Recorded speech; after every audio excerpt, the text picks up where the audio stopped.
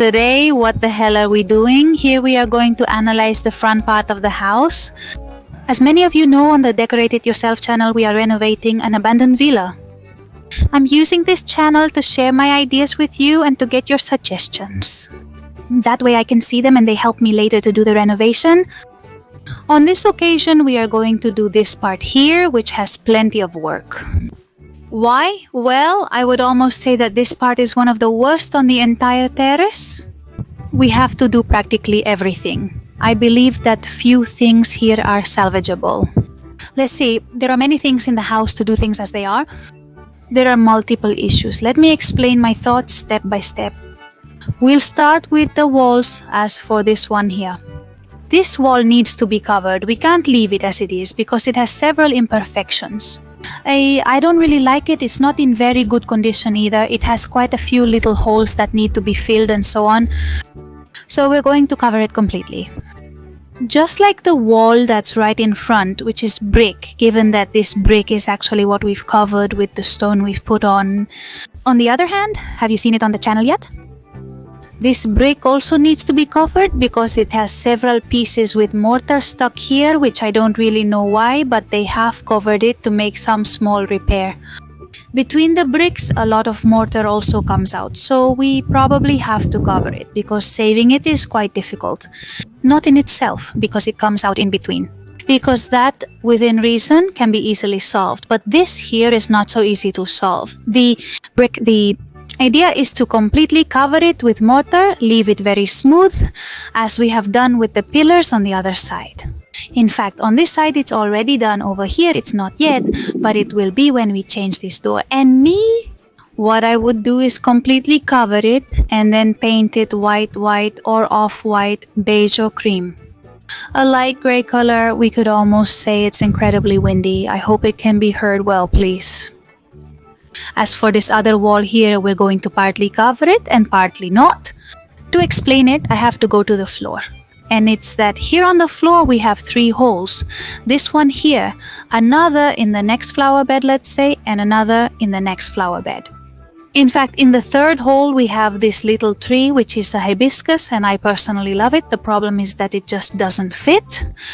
I would like to remove the hibiscus because even though I love this tree and I'm going to plant it somewhere else, that is, we will take it out and probably plant it in another area. With the cold, it becomes a bit wilted. It becomes kind of spiritless, joyless. Then in spring, it blooms and all, but right there, just in sight, as soon as you enter that tree. Sickly well, it doesn't quite work. We'll relocate it to a more sheltered spot to protect it from the wind and cold, as its current location leaves it exposed to the elements. Look, poor thing, it's half fallen over, so we're not going to move it. It's not goodbye, it's see you later. What I would like is to plant 3 little plants, which plants are still to be decided. I will tell you my ideas now, but let's take it step by step. I wanted to discuss the plants with you because, well, basically it's because I want to place the plant here a little further back. The hole falls right in the middle of this flower bed. But I want it further back so that you can pass. You're starting to guess why. Because of the floor? What's going on here then? I want there to be a mix between smooth wall and wood, not real wood, ceramic wood. I mean ceramic wood imitation. And what I want is for there to be a piece of wood effect ceramic and a piece of smooth white wall. With the little plant, a piece of wood ceramic and a piece of white with its little plant. And well, this would be the concept, wood, white, wood, white, wood, white. It would start with wood and end with wood. And in between, well, the plant, this is a bit the idea of the walls. In this case, I don't think it would look bad if we painted the brick white and made a combination, and it would really be much less work. But I see it complicated for what I'm telling you here. I don't know exactly what happened, but I'm afraid it's going to be quite difficult to recreate the brick.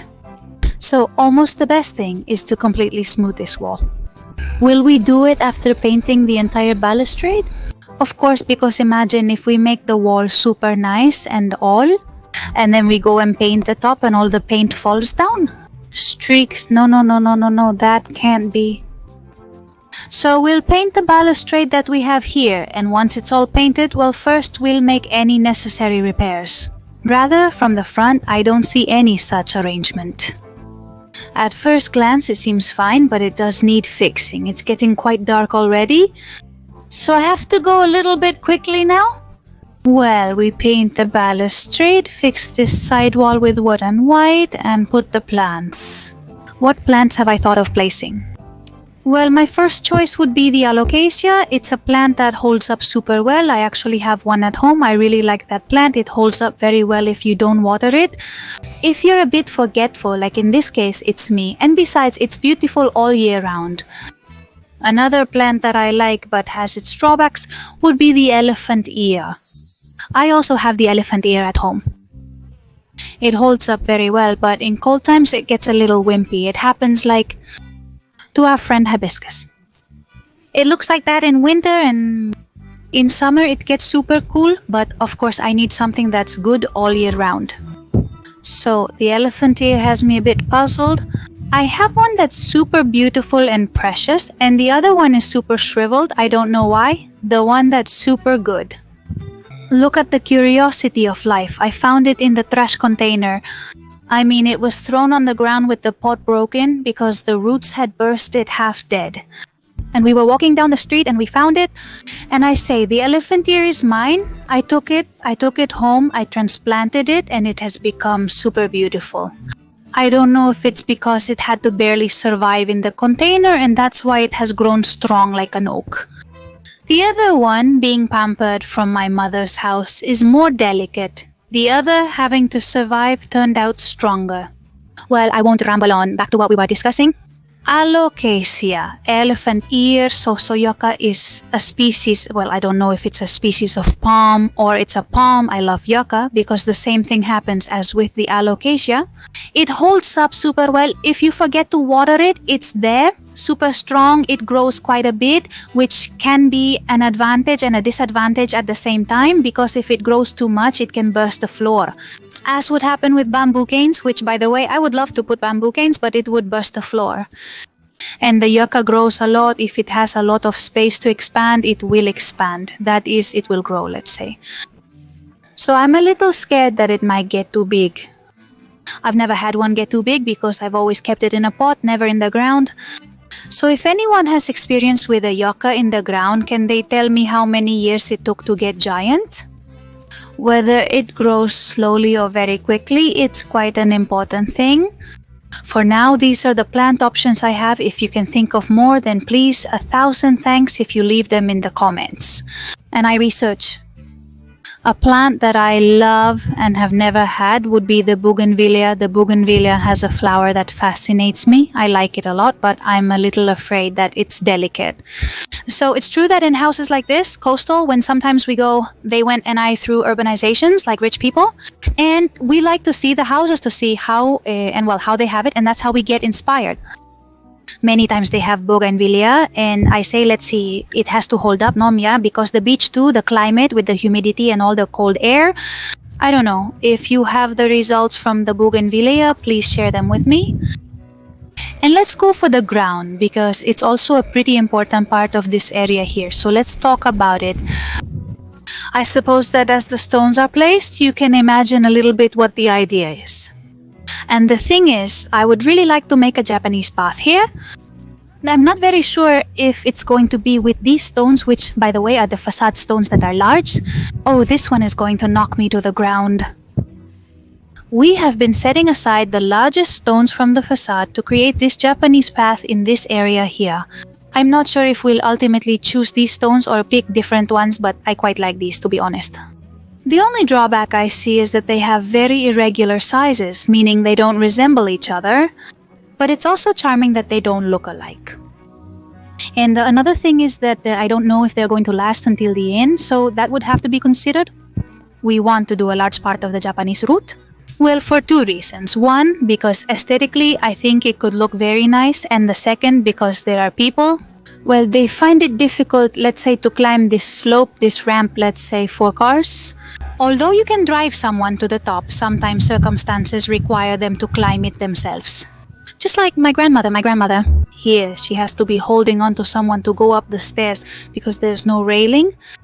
So what I would like to do here is make a step. That is, there will be a little step here where you can go up the other side. Whatever happens, happens, there's no problem. On this side, a little step so you can go up and you can go over there. And as you know, at the very back there are some stairs, so let's say that my grandmother, in this case for example, prefers to climb stairs rather than a ramp. So to make access to the house easier. So I thought about doing that here, making a small step so they can go up, go to the back and climb up. This would be a bit of the idea. This Japanese step, I would like to combine it with gravel. This Japanese step would be to combine it with gravel in between. This would be a bit of the concept, so you get an idea of how I would like to leave it. And finally, these stairs that are disgustingly dirty, along with those over there that I've mentioned I want to make new, I would like to put wood right on top of them, just like I'm going to put here on the wall area. And I think it would make a very cool combination and everything would be consistent and harmonious. And well, it has completely turned night. You can't see anything here even though it's 6 in the afternoon. Well, 6:44, so it's a bit late. It really is. I hope you like the idea. I think it can turn out incredible. It's a bit of work, but not too much. Too much if you stop to think. It's not too much work, more or less. But things done enthusiastically don't feel burdensome, as the saying goes. So well, I look forward to your ideas. See you very soon on this channel and on the Decorate Your House channel. See you soon.